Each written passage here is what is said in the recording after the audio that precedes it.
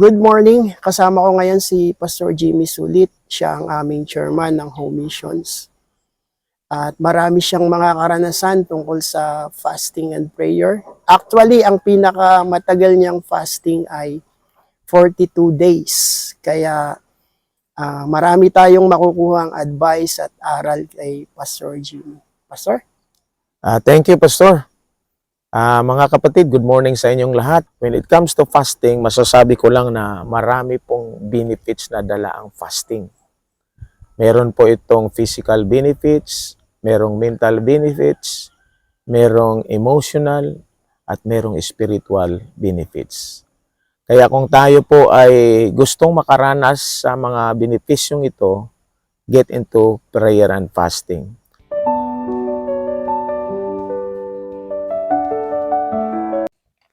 Ito ang aming fasting area dito sa Maragondon, Cavite. Ito ang campsite ng United Pentecostal Church. First day ng prayer and fasting, ito yung nararamdaman ko. Gutom na, humihingi na ng pagkain ang katawan, pero kailangang paglabanan. Meron akong babasahin sa banal na kasulatan dito sa King James Version at sa ating wika. Ito yung sinasabi. Ito ang unang verse sa Bible na nagsasabing ang tao ay hindi lang nabubuhay sa pamamagitan ng tinapay o ng pagkain, kundi sa mga bagay na nagmumula sa bibig ng Panginoon. Aklat ng Deuteronomio chapter 8 verse 3. At ikaw ay pinangumbaba niya at pinagdamdam kanya ng gutom at pinakain kanya ng mana na hindi mo nakilala, ni nakilala ng iyong mga magulang, upang kaniyang maipakilala sa iyo na hindi lamang sa tinapay nabubuhay ang tao, kundi sa bawat bagay na nagmumula sa bibig ng Panginoon. Maliwanag na sinasabi po ng banal na kasulatan na ang tao, hindi lang nakasalalay ang buhay sa pagkaing pang-pisikal. Meron tayong spiritual na buhay. At kailangang mapakain din natin ang ating spiritual. At sa pamamagitan ng bagay na nagmumula sa bibig ng Panginoon, doon natin makukuha yung mga pagkain spiritual. Kagaya nitong ginagawa namin, prayer and fasting. Amen. Prayer, fasting, medyo mahirap, pero sa tulong ng Panginoon ay napapagtagumpayan. So first night ng aming prayer and fasting, ito yung place dito sa campsite. Jesus Christ, the solid rock, nakalagay dito sa likod. Good morning. Ngayon ay January 27. Second day ng aming prayer and fasting. At ito yung pangalawang verse na binanggit tungkol sa ang tao ay hindi lang nabubuhay sa pamagitan ng tinapay o ng pagkain, kundi ba sa bawat salitang namumutawi sa bibig ng Panginoong Diyos. Dito sa aklat ng Mateo, chapter 4, and verse 4. But he answered and said, It is written, Man shall not live by bread alone, but by every word that proceedeth out of the mouth of God. Datapat siya'y sumagot at sinabi na susulat, Hindi sa tinapay lamang mabubuhay ang tao, kundi sa bawat salitang lumalabas sa bibig ng Diyos. Ang fasting and prayer para tayo ay lumago sa ating mga spiritual na buhay at para tayo ay tumatag sa ating pananampalataya. Tingin tayo. Okay. Second day ng aming 5 days prayer and fasting. Katatapos lang ng aming prayer gathering. Bali, ang schedule namin ng gathering dito ay 9 ng umaga onwards. Tapos 4 ng hapon onwards. Meron pang natitirang 3 days. Bali, ang kabuuang ilalagi namin dito sa fasting area ay 5 days and 4 nights.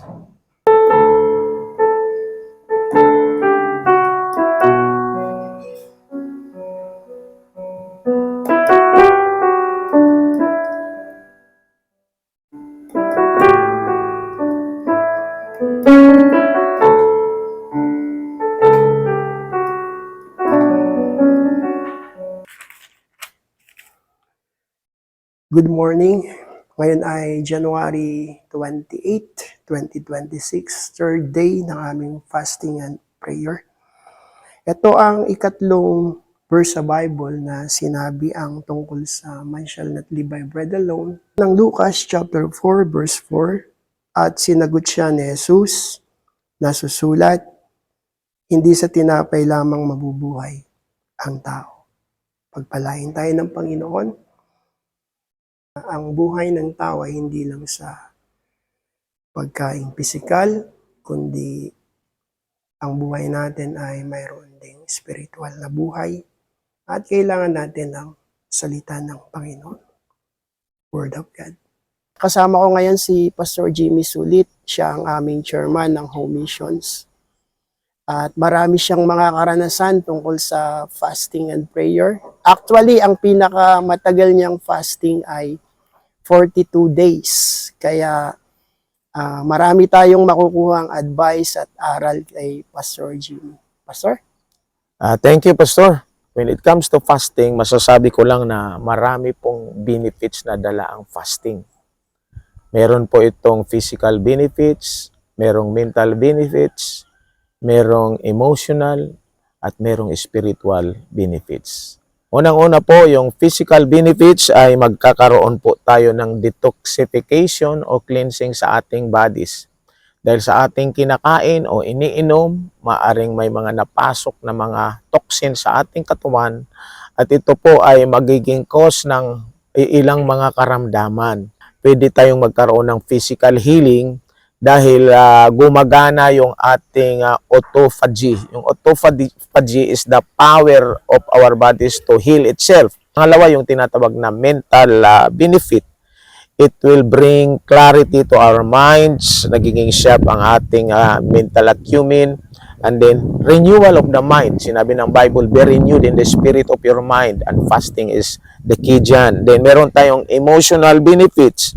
It can help you develop our patience, long-suffering, love, at yung tinatawag na humility. We are proud by nature. Sinabi ni David sa Psalms 35 verse 13, I humbled my soul with fasting. At meron po itong tinatawag help para ma-develop ang fruit of the Spirit na love, joy, peace, long-suffering, gentleness, goodness, faith, meekness, and temperance. And lastly, meron din po itong maidudulot sa atin ng spiritual benefits. Ito pong pinakamahalaga mga kapatid. It will help you become closer to God, magbibigay sa atin na strong faith, ganun din anointing, and we can subdue our flesh na number 1 natin kalaban, and it will give us power over the devil, Satan, or self and sin mga kapatid. And then additionally, kung nais po natin ng personal or church revival or national revival mga kapatid, the best spiritual discipline is fasting. Kulang po ang prayer kung sa prayer lang po tayo. Yan po mismo si Jesus Christ ang nag-exemplify, di ba? Bakit pa siya mag-fasting ng 40 days samantalang God manifest in the flesh? Yeah. Bakit? Dahil pinapakita niya ang kanyang example and the power behind fasting and prayer. I try fasting dahil nasubukan ko po yan sa aking buhay. Ako pa just excuse me for using myself. Nakapag-fasting po ako ng 1 day. Nag-start po ako sa 1 day, 3 days, 5 days, 7 days, 10 days, 14 days, 15 days, 21 days, 30 days, hanggang 40 days, 42 days. Yung po mga kapatid, ginawa ko po yun nung ako'y nasa National Evangelist po, nagta-travel ako sa buong Palawan at nakita ko ang paggalaw ng Panginoon. May mga milagro, may mga pinapagaling ang Panginoon. Sabi ni Jesus Christ, dahil ang mga apostoles hindi makapagpalayas ng demonyo. Anong sabi ng Panginoon? Because of your unbelief. And then doon sa 17:21 ng Matthew, this cometh not but by prayer and fasting. Ang great men sa Bible, nagpa-fasting. Si Elijah nag-fasting. Diba? Si Moses nag-fasting ng twice, 40 days. And then mga kapatid, si Jesus, si Daniel, si Pedro, si Pablo, mga apostoles, nag-fasting sila. Kung sana, nagbigay ng enlightenment and encouragement ang maikli kong panayam. Panayam ba? Patungkol sa fasting. Yes po, sir. Pastor, thank you. Thank you so much. At see you sa susunod na mga fasting retreats natin. Pastor Jimmy Sulit. At ngayon ay third day ng aming 5 days prayer and fasting. Okay, third night ng aming prayer and fasting. Ito yung iba kong mga kasama. Mga pastors. Meron silang tutorial ngayon sa laptop at sa tablet. January 29, fourth day ng aming prayer and fasting. Ngayon ay 3:50 ng madaling araw. Ito ang sinasabi ng Book of Colossians chapter 3, verse 1 and verse 2. If ye then be risen with Christ, seek those things which are above, where Christ seated on the right hand of God. Set your affection on things above, not on things on the earth. Prayer and fasting to seek those things which are above. Praise the Lord. Isang mapagpalang ika-4 na araw ng ating pag-aaral. Tayo lahat ay tatayo. Praise the Lord. At may dalawang talata sa Biblia na basahin ko sa ating pagpasimula. Psalms chapter 62, verse 11 and verse 12. God has spoken once, twice have I heard this. The power belongeth unto God. Also unto thee, O Lord, belongeth mercy, for thou renderest to every man according to his work. Amen. Ang Diyos ang nagbibigay ng reward ayon sa gawa ng mga tao. Kung gumagawa tayo spiritual, aani tayo spiritual. Miracles ang ating mga masasaksihan. Hallelujah. Palakpakan natin ang Panginoon.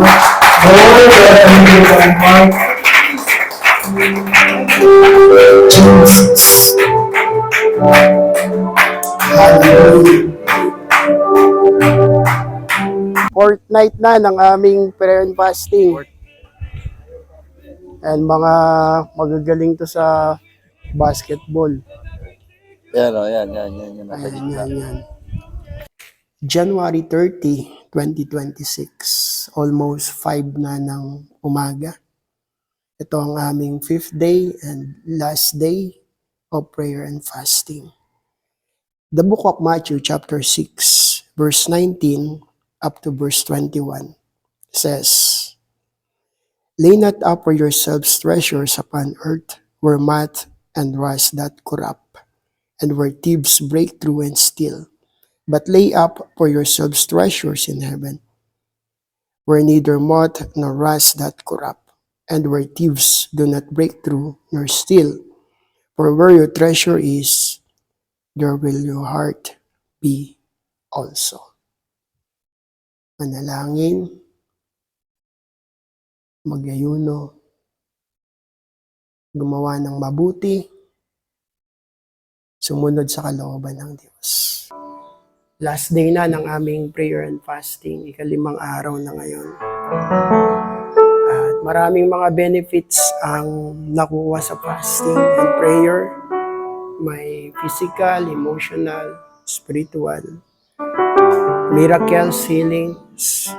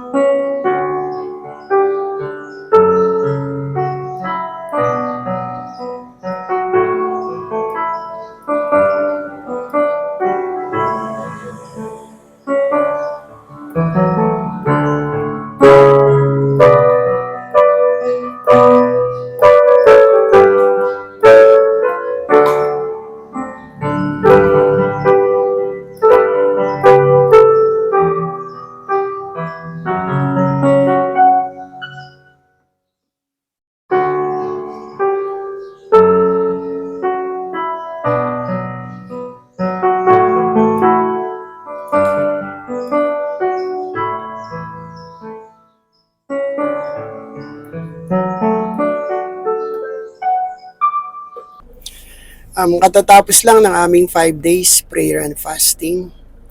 At physically, mahirap, pero sa tulong ng Panginoon ay napagtagumpayan. Maraming salamat. Hanggang sa muli.